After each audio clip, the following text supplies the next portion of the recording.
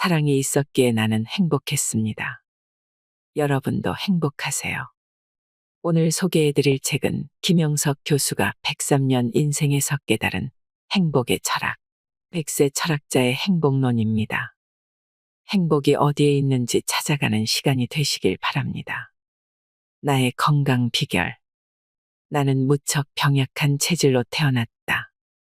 가족들은 내가 다른 사람들처럼 건강하게 살지 못할 것으로 여겼다. 모치는 내가 있는 자리에서조차 내가 20살까지만 살아도 좋겠다라고 말하곤 했다. 그러나 그 병마와 싸워 이겼다. 14살 이후에는 일찍 죽지는 않을 것이라는 희망을 갖게 되었고, 중고등학교를 마쳤을 즈음에는 노력만 하면 건강히 일할 수 있다는 자신감을 갖게 되었다. 지금은 같은 연배의 친구들과 비교해보면 더 많은 일을 하고 있는 셈이다. 고마운 것은 지금까지 병원에 입원도 해본 바가 없으며 수술을 받은 경험도 없다는 점이다. 병 때문에 맡은 일을 중단하거나 포기해 본 적도 별로 없다.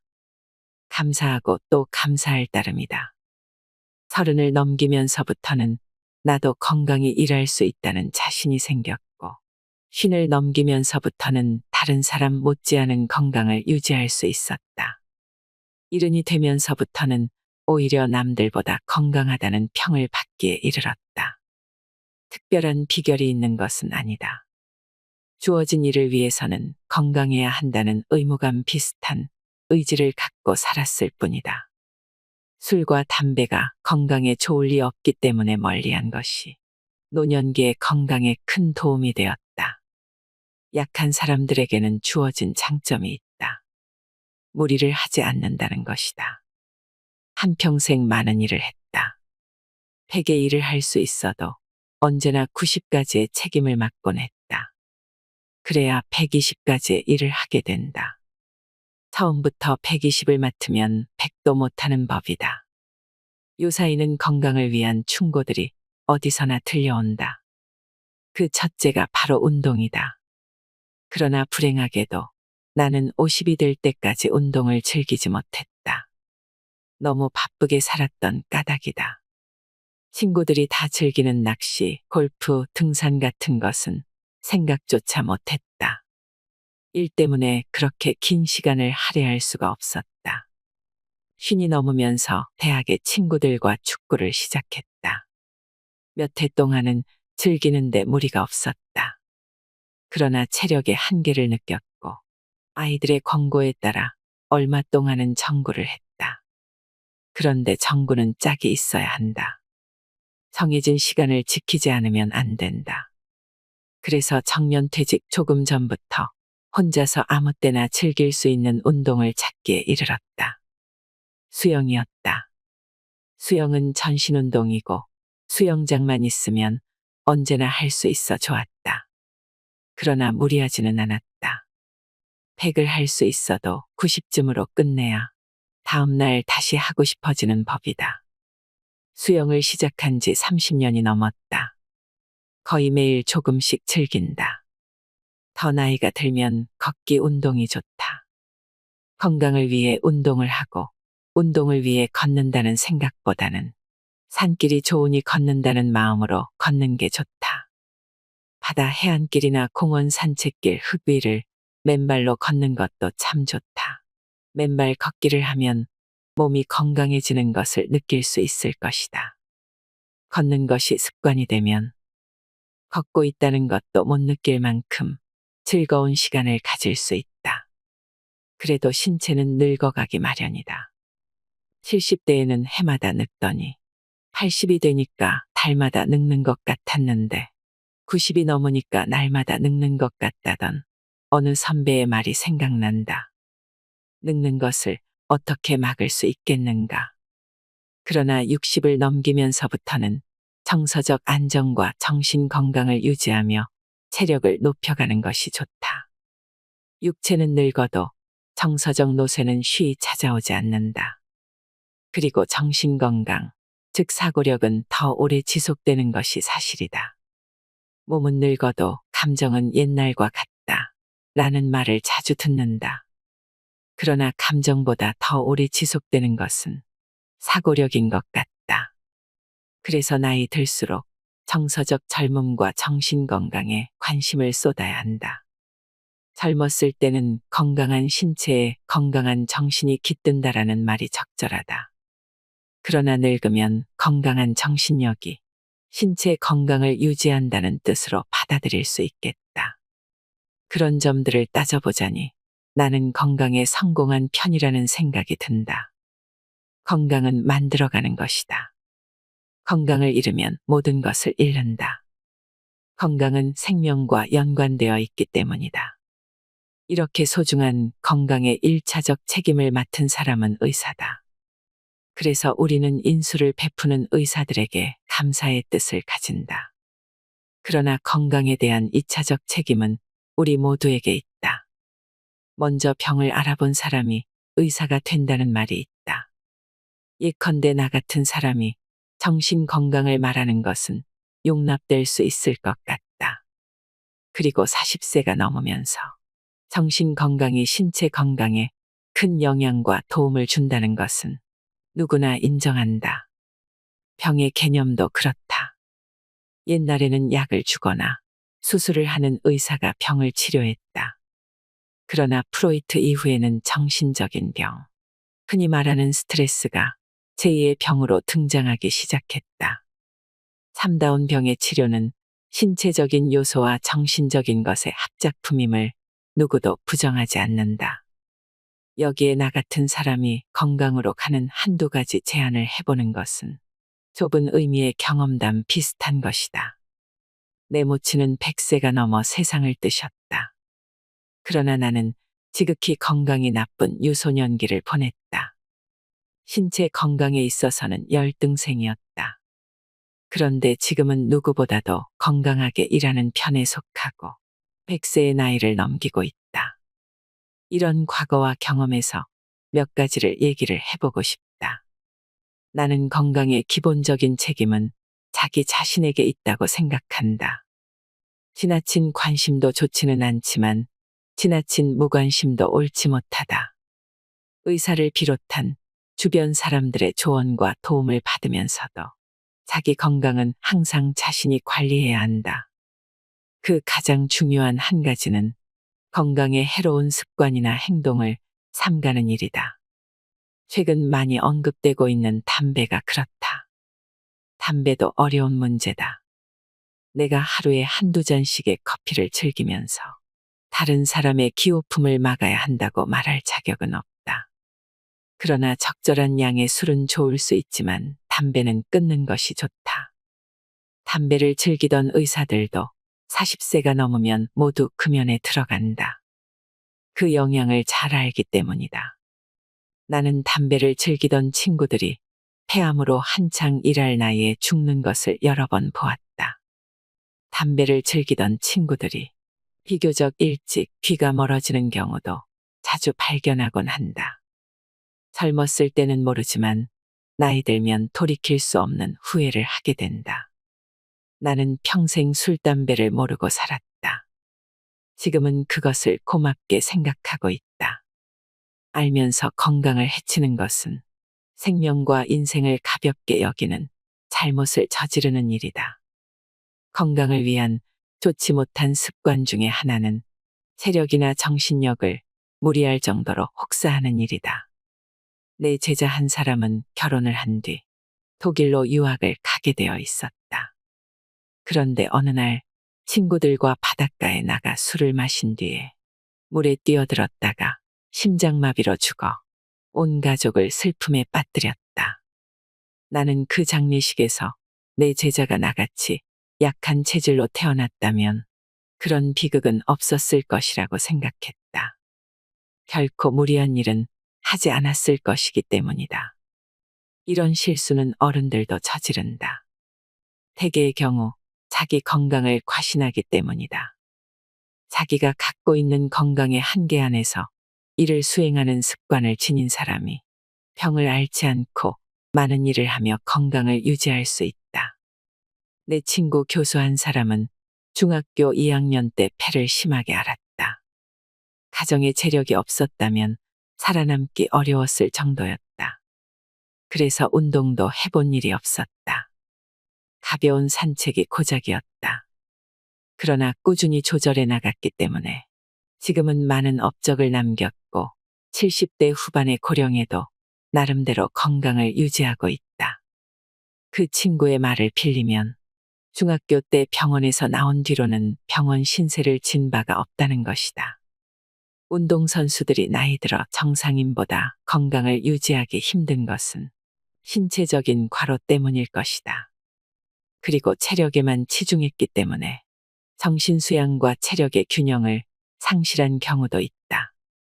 긴 안목에서 본다면 신체 건강과 정신 건강을 균형 있게 유지하는 것이 좋다.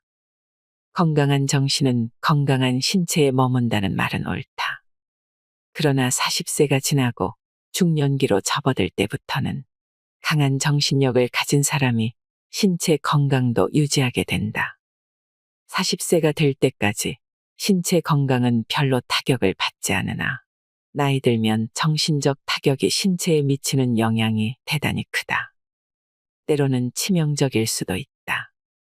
사업에 실패했을 때, 사랑하는 가족이 타계했을 때, 사회적으로 심한 충격을 받았을 경우, 그 역경과 비극을 극복할 만한 정신력을 갖추지 못한다면 스스로의 건강을 버티어나가지 못한다. 차라리 죽고 싶다는 표현이 진실일 것이다. 우리는 그런 상황에서 스스로를 지키며 이겨낼 수 있는 건강을 정서적인 건강 또는 정신력의 건강이라고 말한다. 그리고 그것은 장년기 이후에는 더욱 중요하다. 그런 경우 그 정신적 무기력 상태에서 벗어날 수 있는 사람은 강한 정신력을 갖춘 이들이다. 종교적 신앙도 그 뒷받침을 할 수 있으며 불굴의 사명의식도 그런 역경을 이겨내는 데 도움이 된다. 그러나 평소부터 정서적인 건강과 강인한 정신력의 소유자가 되어야 장년기 이후의 건강을 유지할 수 있다는 사실을 인지해야 한다. 그리고 그것은 평소부터 지녀온 인생관과 가치관과도 관련이 있다. 옛날 사람들은 공술의 공수거의 삶을 말하기도 했다. 정신 건강을 위해서는 과도한 욕심을 부리지 말며 분에 넘치는 욕망을 품지 말라는 뜻이다. 나이 들수록 마음을 비우는 사람이 건강하며 그 정신적 건전성이 신체적 건강도 유지해 준다는 뜻이다. 60세를 넘어보라. 강한 정신력이 신체 건강을 유지해 준다는 사실을 잘 깨닫게 된다. 건강으로 가는 또 하나의 길은 일을 하는 것이다. 일을 사랑하는 사람이 건강도 유지할 수 있다. 장년기는 말할 것도 없고 노년기에는 더욱 일이 중요하다. 일은 우리의 삶을 증대시켜주며 이를 통해 앞으로 나아가는 사람은 정신 및 신체 건강을 계속 유지하게 된다. 일을 안 하는 사람보다는 일을 하는 사람이 건강하지만 과로는 더 많은 일을 할 수 있는 가능성을 빼앗기 때문에 피해야 한다. 동물들에게는 과음, 과식, 과욕이 없다. 맹수들도 배가 부를 때는 먹이가 코앞에 와도 먹지 않는다. 번식을 위해 짝짓기를 하는 때도 무리한 짓은 하지 않는다. 그러나 인간은 정신적 욕망이 강하기 때문에 언제나 과욕을 부린다. 거기에는 욕심이 깔려 있으므로 돈 때문에 일하거나 명예욕 때문에 분수를 잃거나 노년기에 감당할 수 없는 직책을 맡기도 한다. 그런 분에 넘는 욕망은 이를 위하는 자세가 아니라 사사로운 욕심이다. 좋게 말했을 때는 성취 욕망이지만 분에 넘치는 경우는 건강에 도움이 되지 못한다. 100의 능력이 있는 사람은 90의 일에서 최선을 다하면 100 또는 그 이상의 일을 할 수 있으나 120의 일을 맡게 되면 90의 일도 하지 못하고 건강을 해치는 경우가 있다. 그러나 분에 맞는 일을 하는 것은 노년기 건강에도 큰 도움이 된다. 일이 없는 사람보다는 일을 하는 노인들이 건강하며 오래 살게 되어 있다. 일에는 두 가지가 있다. 정신적인 일과 신체적인 일이다. 이 둘은 균형 잡힐수록 좋다. 대부분의 농어민들은 신체적 노동의 빈자리를 정신적인 일거리로 채워 건강과 인간적 성장을 꾀하고, 정신적인 노동에 종사하는 사람들은 나머지 시간을 육체적인 일에 할당하는 것이 이상적이다. 도시 사람들은 육체적인 일이 없기 때문에 신체적 운동으로 보충한다. 체육관이나 헬스클럽 같은 시설이 많이 생기면서 그곳에 나가는 사람들은 운동을 많이 할수록 더 건강해지는 것으로 잘못 생각하는 경향이 있다. 낚시와 골프, 등산 등도 그렇다. 그러나 100의 건강을 위해서는 90의 운동이 필요하다.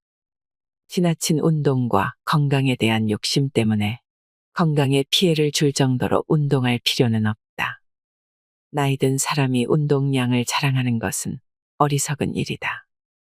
나 같은 사람은 항상 바쁘게 지내므로 언제나 혼자서 할 수 있는 수영을 즐기고 있다. 60세가 넘으면서 시작했으니까 30년 이상을 계속했다. 그러나 절대로 무리는 하지 않는다. 내 식으로 힘들지 않게 즐기면 된다.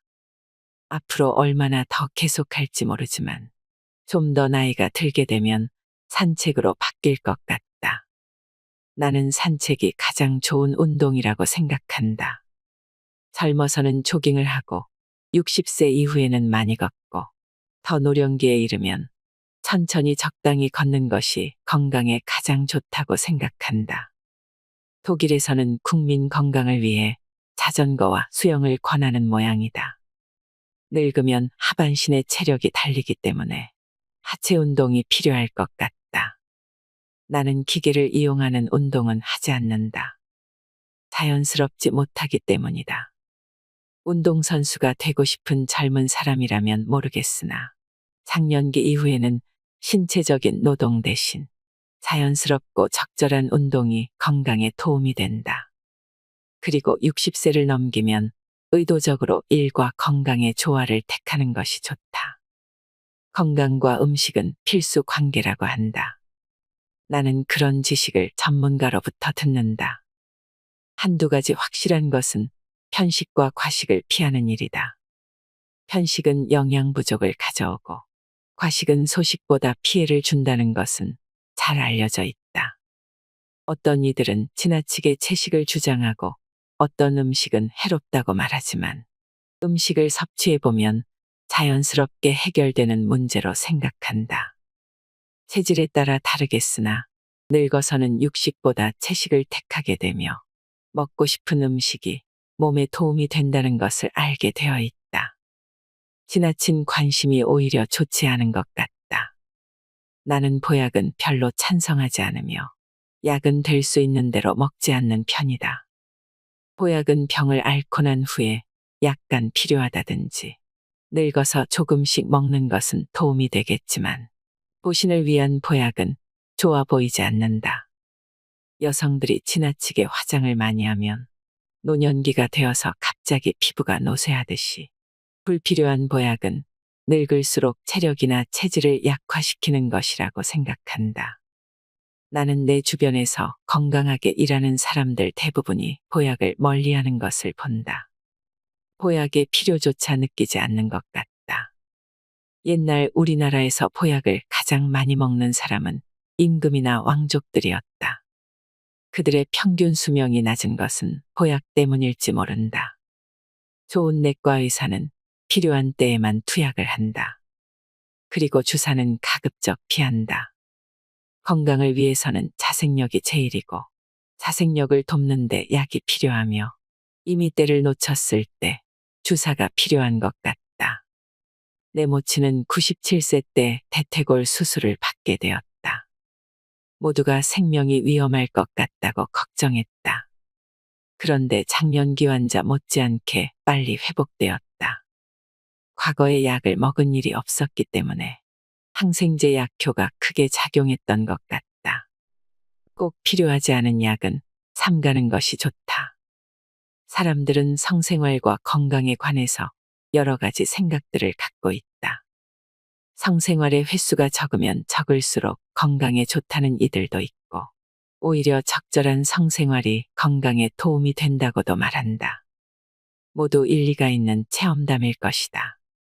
그러나 최근에는 적절한 성생활은 건강에도 도움이 되고 정신 및 인간적 능력에도 보탬이 된다고 보는 것 같다. 가능하다면 인생을 긍정적으로 보며 희망과 낙관적 자세를 갖고 살 일이다. 같은 인생의 길을 걸으면서 어둡고 그늘진 면만 보는 이가 있고 밝고 희망적인 쪽을 보는 이가 있다. 소극적인 사고보다는 적극적인 의지를 가지며 비관적인 인생관보다는 낙천적인 사고방식을 가지는 이가 정신적으로 건강하며 그 정신적 건강이 신체적인 건강에도 도움이 된다. 부정적인 사고가 계속되면 절망에 빠지게 되지만 긍정적인 자세로 살게 되면 희망을 만들어가게 되어 있다. 한마디로 말하면 즐거운 마음과 강한 정신력을 갖춘 사람이 인간적으로 건강하며 그 인간적 건강이 육체적인 건강도 보충해 준다. 물론 노력 없이 되는 것은 아니다. 그러나 평소부터 그런 신념과 자세를 갖고 살 수 있다면 무엇보다도 다행스러운 일이다. 누구나 행복을 구한다. 그래서 행복이 목적인 것으로 착각하는 경우가 있다.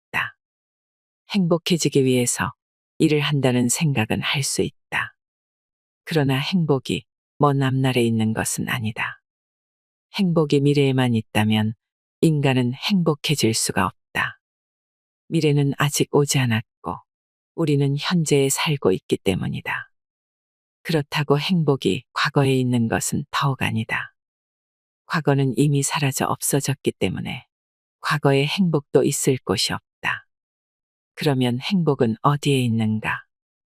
행복이 머무는 곳은 언제나 현재뿐이다.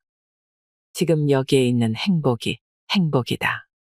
그런데 현재라는 시간은 하나의 과정이며 흐름이다.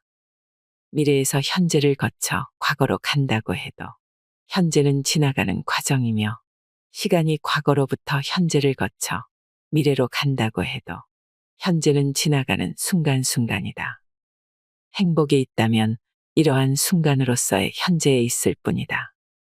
인간에게는 행복의 기대와 욕망이 본래 붙어 있으며 그 행복의 기대와 욕망을 미래로 예측했을 때 행복이 우리 앞에 있는 것이라고 생각할 수 있다. 그러나 미래를 위해 현재를 공허하게 만들 수는 없으며 과거 때문에 현재를 잃는 어리석음을 범해서도 안 된다. 그렇다면 행복이 현재에만 머물 수 있고 현재는 지나가는 시간의 과정이라면 행복은 과정으로서의 현재에 머물러야 한다는 결론이 된다. 성인병으로 문제 삼는 것은 당뇨와 고혈압 더불어 비만증이다. 이런 것들은 병원보다도 스스로가 의사가 되어야 하는 것 같다. 비만증을 포함한 성인병은 30대 후반부터 장기간에 걸쳐 체질이나 체력을 조절한다면 큰 성과를 거둘 수 있다고 한다. 그 방법은 제각기 다르다. 그러나 달리기를 20년 동안 계속했다든지 약효가 있는 음식물을 10여 년 복용했다는 사람들의 얘기를 들으면 성인병은 4에서 5년의 문제가 아니라 15년 내지 20년에 걸친 관심과 노력이 필요한 것 같다. 그렇게 정상으로 돌아올 수 있다면 좋지 않겠는가? 세계에서 가장 장수하는 지역은 훈자 지역으로 알려져 있다. 그곳 사람들은 3가지 특징을 갖고 있다고 보도된다. 온 국민이 어려서부터 신체 노동을 하는 것, 화학성 음식물을 섭취하지 않는 것, 낙천적인 성격이 바로 그것이다. 주목해야 할 점은 이 지역에는 우리가 말하는 성인병이 아주 적다는 사실이다. 역시 병은 우리가 만드는 것 같다. 건강을 위해서는 어느 정도의 휴식과 수면이 필요한가를 따지기도 한다. 나는 휴식을 위한 휴식보다는 일을 하기 위한 휴식이 필요하다고 생각한다. 한 가지 일에 장시간 집착하기보다는 일을 바꾸어 가면서 하면 긴 휴식이 필요 없을지 모른다. 숙면할 수 있다는 것은 복이다. 잠을 못 이루는 사람은 누구나 인정하는 일이다. 너무 규칙적인 삶에 얽매일 필요도 없지만 산다는 것은 일을 하기 위한 것이며 많은 일을 위한 적절한 휴식과 숙면은 그 자체가 건강과 축복의 길인 것이다. 이렇게 보면 최선의 건강은 최고의 수양과 인격의 산물이라고 볼 수도 있겠다. 건강은 주어지는 것보다는 만들어가는 것이라는 생각이 중요하다. 죽음의 다른 이름 3. 불가에서는 인생을 생로병사의 과정이라고 보았다. 태어나기 전의 삶은 누구도 모른다. 내가 있지도 않았기 때문이다. 죽은 뒤의 인생도 우리가 관여할 바 못 된다. 이미 존재하지 않기 때문이다. 죽음을 멀리하거나 회피하려는 생각은 누구나 갖고 있다. 죽고 싶지 않으며 영원히 살고 싶다는 욕망은 삶의 본질에 깔려 있다. 살기를 원하면서도 죽음으로 가는 길. 그것이 인생이다. 사람들은 이러한 죽음을 처음에는 간접적으로 체험한다. 신문에서 누가 죽었다는 소식을 접한다. 그러다가 아는 사람이 죽으면 죽음의 사실을 가까이 느끼고 경험한다. 그러다가 사랑하는 사람이 죽으면 마치 내 삶의 일부가 사라지는 것 같은 허전함을 느낀다. 만일 나 자신과 같이 사랑하던 사람이 죽음을 맞게 되면 내 삶의 뿌리와 존재의 기반이 붕괴되는 듯한 허무감에 빠진다. 그만큼 죽음을 직접 체험하게 되는 것이다. 그러다가 그 죽음이 나 자신에게 엄습해온다. 그때는 불안이 공포로 바뀌며 모든 관심이 허무에 직면하는 절망의 늪으로 빠지게 된다. 그렇다고 해서 죽음 자체를 체험하는 것은 아니다. 죽음에 이르는 고통이나 죽음의 문을 열기까지의 과정을 체험할 뿐이다. 그래서 우리는 죽기는 하지만 죽음을 알지는 못하게 되어 있다. 내가 아는 화가는 암과 투병하고 있었다. 그는 암이 죽음으로 가는 과정인 것을 잘 알고 있었다. 그는 암이 내 신체적 생명을 빼앗아가더라도 내 삶은 내가 유종의 미를 거둬야겠다고 결심했다. 그래서 뜻대로 움직여지지 않는 상반신을 의자에 묶고 그리고 싶었던 그림을 끝까지 그리다가 화필을 놓고 세상을 떠났다. 유종의 미를 거두고 싶었고 자신의 삶을 포기하지 않고 완결짓고 싶었던 것이다. 삶은 죽음으로 가는 것이 아니라 완성으로 가는 것이다. 그 완결된 것을 죽음 뒤에 남겨주는 것이다. 부모들이 유산을 자녀들에게 남겨주고 가듯이 우리는 우리들 삶의 유산을 죽음을 통해 사회에 남기는 것이다. 그래서 내가 인간들 속에 살아남게 되며 나의 삶이 시간적인 종말을 거쳐 역사 속에 살게 되는 것이다. 사람은 얼마나 오래 살아야 좋은가? 우리의 신체적 욕망은 오래 살수록 좋으며 죽음이 없으면 좋겠다고 기대할지 모른다. 그러나 그 결과는 어떻게 될까? 일본 사람들의 평균 수명이 가장 높다고 한다. 그런데 등록된 치매 환자가 100만 명에 이른다고 한다. 등록되지 않은 사람까지 합친다면 그 5배쯤은 될 것이라는 얘기다. 어려움을 다른 사람들에게 나누어주는 삶은 바람직한 것이 아니다. 서머셋 모험이 90세가 되었을 때 기자들에게 했다는 고백은 지리하고 피곤해서 사는 것이 역겹다는 것이었다. 자유롭지 못할 뿐 아니라 피로와 고통을 동반하는 노년기가 즐겁거나 행복할 리 없다. 오히려 생각이 건전한 늙은이들은 해가 서산에 지듯이 신체적 종말에 조용히 순응하는 편이 지혜로운 선택일 것이다. 만일 정서적으로 보거나 정신적 위치에서 몇 살까지 사는 것이 타당하냐고 묻는다면 일과 더불어 삶을 즐길 수 있고 다른 사람에게 도움을 줄 수 있을 때까지 살았으면 좋겠다는 해답이 나올 것 같다. 사는 것이 즐겁지도 않으며 행복하지도 못하다면 더 살 의욕이 생기지 않는다.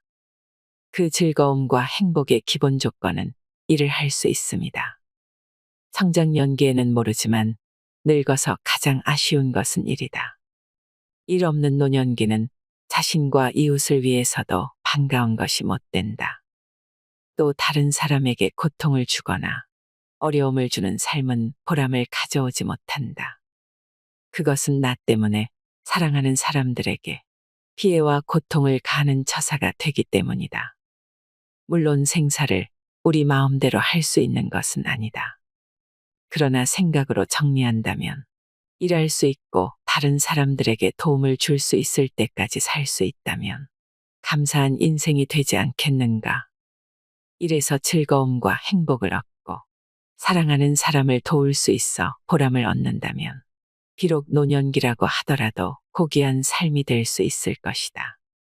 그런 사람은 오래 살아도 욕되지 않고 백발이 영광이 될 수도 있을 것이다. 20세기에 가장 존경을 받는 인물 중에 한 사람은 슈바이처 박사다. 그는 세계적으로 인정받는 음악가였고 20대 중반에 대학 교수가 될 정도로 유능한 인물이기도 했다. 그러나 그는 그 모든 것을 뒤로하고 아프리카에 버림받은 환자들을 위해 의사가 되었고 평생을 생명의 존중을 위해 저술하고 봉사했다. 그가 90세가 넘어 세상을 떠나게 되면서 친구에게 보낸 마지막 편지에는 나는 누구보다도 축복받은 사람이다. 60평생을 불행한 환자들을 위해 봉사할 수 있었기 때문이다. 만일 내가 죽었다는 소식이 전해지더라도 슬퍼하기보다는 내 삶을 감사히 축하해달라라는 내용이 남겨졌다. 그는 죽음을 며칠 앞둔 날까지 고통을 받는 환자들과 함께했다. 젊은 의사들이 쉬기를 권했으나 내 행복을 빼앗지 말라고 양해를 구했을 정도였다. 남들이 오래 살기를 빌어주는 인생이 귀한 것이다. 내가 오래 살기를 욕심내는 것은 지혜로운 자세가 아닐 것이다. 호랑이는 죽어서 가죽을 남기고 사람은 죽어서 이름을 남긴다는 말이 있다. 동물은 필요한 물건을 남기면 되지만 사람은 정신적 유산이 있어야 한다는 뜻이다. 그렇다면 어떤 직업이나 인생을 살았는가 보다는 얼마나 많은 사람에게 인간적인 봉사를 했으며 인간다운 삶을 도왔는가에 평가의 표준을 두어야 하겠다. 가장 어리석고 불행한 사람은 자신의 소유와 향락을 위해 산 사람이며 자신의 이기적인 욕망 때문에 다른 사람에게 불행과 고통을 안겨준 삶은 비판을 받아 마땅하다. 그와는 대조적으로 모든 노력과 삶을 더 많은 사람의 인간다운 삶을 위해 바칠 수 있었다면 고귀한 유산을 남겨준 것으로 보아야 할 것이다. 인생의 야간 열차. 우리 모두가 야간 열차를 타고 인생의 길을 떠났다. 멀고 먼 여정이다. 1000년뿐만이 아니라 만년을 달리는 야간 열차다. 그 열차에 탄 사람들은 제각기 정해진 정거장에 내려야 한다. 어떤 이는 50년을 타고 또 어떤 사람들은 60년이나 70년, 어떤 이는 100년 동안 같은 열차를 타고 가다가 정해진 시간에 내려야 한다. 밖은 어둡다. 내려서 어디로 가는지는 누구도 모른다. 자기 자신도 모르는 길이다. 삶의 열차에서 내린다는 것은 죽음으로 간다는 뜻이며 죽음 뒤의 사실은 누구도 모른다. 대부분의 사람들은 인생의 열차에서 죽음의 정거장에 내리지 않으려고 애쓴다. 가족을 두고 어디로 가느냐고 호소도 해본다. 어둡고 캄캄한 밤인데 어디로 가야 하느냐고 물어보기도 한다. 그러나 때가 오면 누구나 야간 열차에서 내려야 한다. 열차는 그대로 달리기 때문에 내린 사람의 운명은 누구도 모른다. 우리 모두가 이러한 인생의 야간 열차를 탄 채 달리고 있다. 100년쯤 지나면 열차 안에 있는 사람은 모두 바뀐다. 50년만 지나도 아는 사람들의 얼굴이 반이나 사라진다. 그동안 어두운 열차 밖으로 이미 내렸기 때문이다. 여기 갑이라는 사람이 있다. 그는 열차를 타고 있는 동안에 열심히 돈을 벌었다. 그 돈으로 값진 물건들을 사고 먹을 것을 많이 장만하고 좋은 옷을 입으며 살았다. 그러는 동안에 늙었다. 얼마 뒤에는 야간 열차에서 내려야 할 단계가 되었다. 그는 내리고 싶지 않았다. 먹을 것이 없어서 고생하는 사람에게 밥 한 그릇도 주지 않을 정도로 아껴 모았던 돈을 어떡하고 내린다는 것인가. 이렇게 귀하게 간직하고 한 시간도 잊은 일 없이 부둥켜 안고 있던 물건들을 누구에게 주고 내린다는 것인가. 그렇게 애태우고 있는 동안에 죽음의 신이 온다. 내릴 순간이 되었다는 것이다. 갑은 한 번 더 진보다리를 부둥켜 안아 본 뒤에 밖으로 끌려나간다. 어둠만이 깔린 밖으로 나가야 하는 것이다. 남은 가족은 그 돈, 물건, 먹을 것들을 나누어 가진다. 그러고는 고마운 아버지였다고 말한다. 그러나 열차 안에 타고 있던 사람들은 말없이 바라보고 있을 뿐이다. 그 중에 한 사람이 말했다. 돈과 물건을 무척 사랑하더니 저것들을 어떻게 내놓고 내렸나 하고. 을이라는 사람이 같은 열차에 타고 있었다. 그는 예술에 열중하는 일생을 살았다. 젊었을 때는 가난 때문에 굶는 일도 있었고 평생을 호화로이 살아보지는 못했다. 몇 사람의 친구들과 따뜻한 우정을 나누었을 뿐이다. 그러면서도 그는 몇 권의 작품을 남길 수 있었다. 그는 돈이나 물건에는 별로 관심이 없었다. 추울 때는 남노한 외투로 시간을 채웠고 더울 때는 땀을 흘리면서 열심히 원고를 썼다. 그도 시간이 찼다. 결국은 밖으로 내리는 운명을 맞은 것이다. 그는 몇 사람에게 인사를 나누면서 좀 더 좋은 작품을 남기고 싶었는데라며 작별 인사를 했다. 그도 밖으로 내려버렸다. 열차는 여전히 달리고 있다. 열차 안 사람들은 그가 내린 뒤 그의 작품을 읽고 있었다. 모두가 고마운 분이라고 말했다. 고생은 했지만 우리들에게 큰 즐거움을 안겨준 사람이라고 입을 모았다. 병이라는 사람도 있었다. 그는 열차 안을 수없이 돌아다녔다. 병든 사람들에게 위로와 약을 주기 위해서였고, 고통을 안고 사는 사람들에게 마음의 위안을 주려고 찾아다녔다. 어떤 때는 자신이 먹을 것을 가난한 사람에게 주기도 했고, 어떤 사람에게는 말없이 위로의 뜻을 주고 싶어 같이 잠들기도 했다. 거의 평생을 그렇게 살았다. 사랑과 봉사밖에 모르는 일생을 살았다. 누구에게나 같은 미소와 친절과 사랑을 베풀었다. 마치 그는 버림받은 사람을 위해 이 열차를 타고 있는 것 같은 인상이었다. 그도 때가 찼을 때 열차에서 내렸다. 많은 사람들이 그를 아쉬워했다. 저분은 좀 더 우리와 같이 있었으면 했는데. 그리고 또 한 사람이 말했다. 우리도 저분의 뜻을 받들어 불행한 이웃을 도울 수 있어야 하는데 라고. 우리는 그중 어느 편을 택해야 할까? 어떤 인생을 살아야 할 것인가? 더 늙어가기 전에 잘 생각해 봐야 할 일이다. 백세 철학자 김영석 교수님이 우리에게 들려준 장수와 행복의 비결을 어떻게 들으셨나요? 김영석 교수님의 백세 인생, 지혜로운 노년을 살아가는 지혜를 깨닫는 시간이었습니다. 10억을 가진 사람이 재산이 7억으로 떨어질 때는 불행을 느낀다고 합니다. 그러나 2억을 가진 사람이 5억의 재산을 얻게 될 때는 행복을 누립니다. 이렇게 본다면 무엇을 소유하는가 보다는 어떤 가치 있는 삶을 누리는가가 행복의 조건이 되는 것입니다. 행복은 하루하루의 진실하고 값있는 삶의 내용으로 주어지는 것이지 욕망이나 환상으로 채워지는 것은 아니라고 생각합니다. 욕심은 행복을 놓치게 만들어도 값있는 봉사는 불행을 느끼게 하지 않는 것과 같지요. 그러므로 우리는 오늘 내가 처해 있는 현실에서 더 귀하고 값있는 성장과 노력을 쌓아가야 합니다. 그러한 삶의 과정 안에서는 언제나 깊은 행복이 솟아오를 것입니다. 무엇이 여러분을 행복하게 만드나요? 이제부터라도 마음껏 행복해지세요. 돈보다 소중한 것을 찾는 시간이 되셨길 바랍니다. 이상으로 인생의 품격이었습니다. 하루하루 당신의 품격이 더 빛나길 바랍니다.